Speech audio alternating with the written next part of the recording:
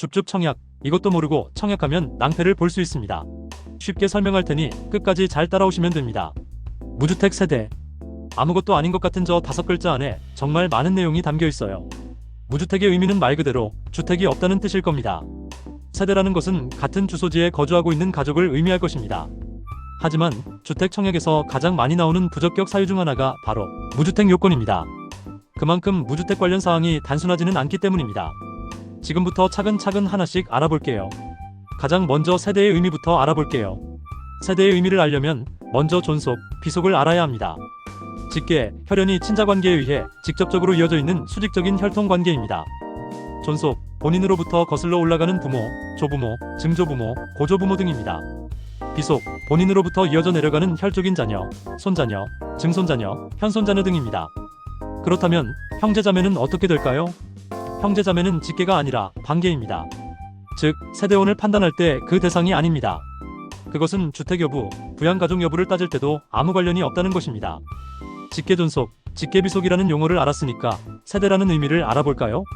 관련 법령에서는 세대를 다음과 같이 규정하고 있습니다. 세대란 다음 각 항목의 사람으로 구성된 집단. 주택공급 신청자, 주택공급 신청자의 배우자, 주택공급 신청자의 직계존속, 주택공급 신청자의 직계비속, 주택공급 신청자의 배우자의 직계비속. 최대한 간단하게 줄였지만 뭔 말인지 읽어도 헷갈리죠? 그림으로 보겠습니다. 그림으로 보면 조금은 더 이해가 쉽죠? 노란색으로 표기된 사람들이 세대원에 포함되는 사람들입니다. 나를 기준으로 피로 연결된 윗사람 직계존속, 나를 기준으로 피로 연결된 아랫사람 직계비속, 그리고 피로 연결되진 않았지만 결혼한 배우자. 이 모두가 세대원의 범주에 들어갑니다. 단, 전제 조건은 같은 주민등록등본에 등록되어 있을 경우, 즉, 같은 주소지에 있을 경우입니다. 다른 예시를 볼까요? 그림처럼 같은 주소지 등본에 있지 않다면 세대원이 아닙니다. 단, 여기에 예외는 있습니다. 배우자는 다른 주소지, 즉, 분리세대여도 세대원에 포함이 됩니다. 그림처럼 배우자가 다른 주소지에 있지만 세대원에 포함이 되고 그 배우자와 같은 등본에 직계존비속이 등록되어 있다면 그들 또한 세대원이 됩니다. 세대원에 대해서 다시 한번 정리해볼까요? 나와 같은 주민등록등본에 등록되어 있는 직계존비속, 그리고 배우자가 세대원에 해당된다.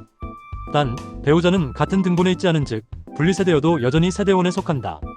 그로 인해 분리세대인 배우자와 같은 등본에 있는 신청자와 배우자의 직계존비속이라면 그들 또한 모두 세대원에 포함이 된다. 세대라는 두 글자에 들어있는 의미가 이렇게 방대합니다. 이제 그러면 무주택이라는 단어의 의미를 살펴보겠습니다. 주택이 없다라는 단순한 뜻이지만 여기에도 예외 조항이 들어있어서 그 내용이 단순하지는 않습니다. 하지만 간단하게만 알아보겠습니다. 첫째, 주택으로 판단하는 기준은 이미 지어져 준공된 주택만 얘기하는 것은 아닙니다.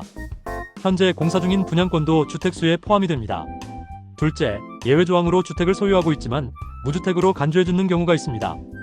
그 관련 조합은 주택 공급에 관한 규칙 제53조에 근거합니다.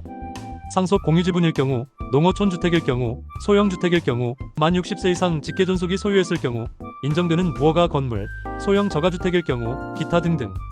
총 12가지의 경우가 나열되어 있습니다. 이제 거의 다 왔습니다. 긴 여정의 끝입니다. 무주택 세대 즉 다시 정리해보자면 같은 주민등본에 등록되어 있는 직계존비속, 그리고 같은 주민등본 여부와 관계없이 청약자의 배우자 모두가 집이 없거나 또는 주택을 소유했지만 무주택으로 인정해주는 요건을 갖춘 세대. 그 세대에 속한 청약 신청자여야 당첨이 유효하다는 뜻입니다. 무주택 세대라는 5글자 안에 들어있는 많은 의미를 짚어봤습니다. 최근 관련 법령의 개정으로 줍줍, 즉 무순위 청약의 요건이 무주택 세대에 속한 자로 개정되었습니다. 알짜 단지의 높은 경쟁률을 뚫고 어렵게 행운의 주인공이 됐지만 결국 부적격으로 당첨이 취소되는 안타까운 일이 발생하지 않도록 사전에 충분히 인지하고 청약하시면 좋겠습니다. 앞으로도 하나씩 최대한 쉽게 풀어드리겠습니다. 다음에 다시 만나요.